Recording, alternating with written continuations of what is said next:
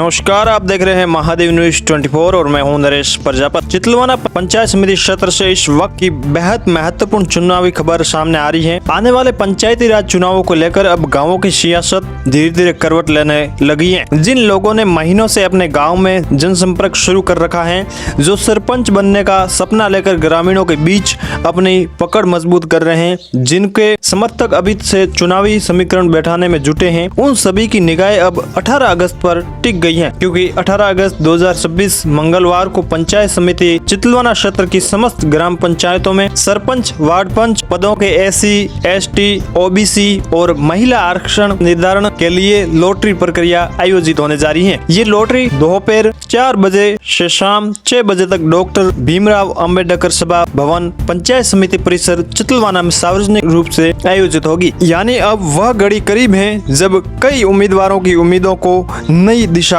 मिलेगी। किस गांव में सरपंच की सीट सामान्य रहेगी, कहां महिला आरक्षण आएगा, कौन सी ग्राम पंचायत SC, ST या OBC के लिए आरक्षित होगी, इन सवालों के जवाब 18 अगस्त की लॉटरी प्रक्रिया के बाद सामने आएंगे। गांव की राजनीति में सरपंच का चुनाव सिर्फ एक पद का चुनाव नहीं होता, ये गांव के विकास, सड़क, पानी, नाले, शिक्षा, बिजली, सरकारी योजनाओं और ग्रामीणों की आवाज को आगे ले जाने की जिम्मेदारी से जुड़ा चुनाव है।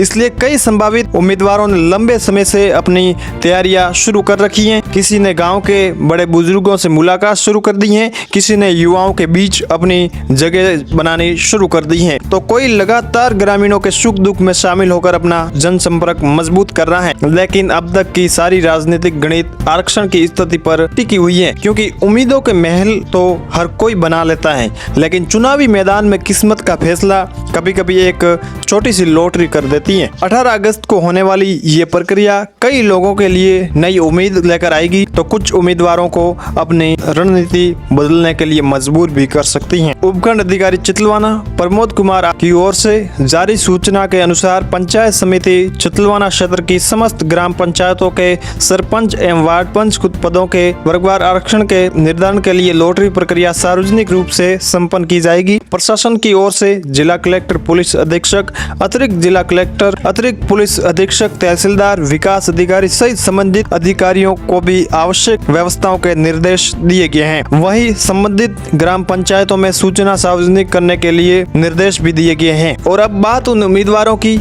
जिन्होंने शायद इस चुनाव को लेकर अपने मन में बहुत कुछ सोच रखा है। किसी ने कहा होगा इस बार गांव के लिए कुछ करना है, किसी ने अपने साथियों से कहा होगा आरक्षण अगर हमारे पक्ष में रहा तो मैदान में उतरेंगे, और किसी परिवार में शायद आज से ही चुनावी चर्चा शुरू हो चुकी होगी। लेकिन सियासत में एक बात हमेशा याद रखनी चाहिए, ख्वाब बड़ा रखिए मगर फैसला जनता पर छोड़िए, क्योंकि कुर्सी तक पहुंचाने वाली ताकत आखिरकार गांव की जनता के हाथ में होती है। 18 अगस्त की लॉटरी सिर्फ आरक्षण तय नहीं करेगी, बल्कि कई संभावित उम्मीदवारों की राजनीतिक दिशा भी तय करेगी। किसी के लिए रास्ता खुलेगा, किसी को नई रणनीति बनानी पड़ेगी, और किसी को शायद अपने ही गांव में किसी दूसरे चेहरे का समर्थन करना पड़े। महादेव न्यूज 24 की अपील, लेकिन चुनाव चाहे कोई भी जीते, आखिर में जीत गांव की होनी चाहिए। सरपंच की कुर्सी किसी व्यक्ति की शान नहीं बल्कि जनता की जिम्मेदारी है।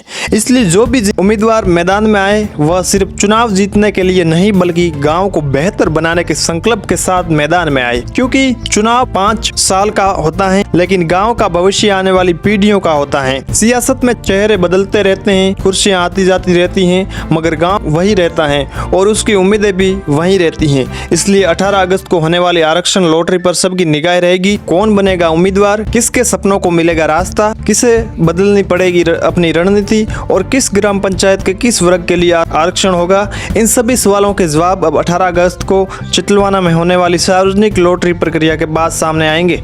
आप देखते रहिए महादेव न्यूज 24। हम पहुंचाएंगे आपके गांव की चुनावी तस्वीर सबसे पहले, सबसे सटीक और ग्राउंड से। मैं हूं नरेश प्रजापति, महादेव न्यूज 24 के लिए। नमस्कार।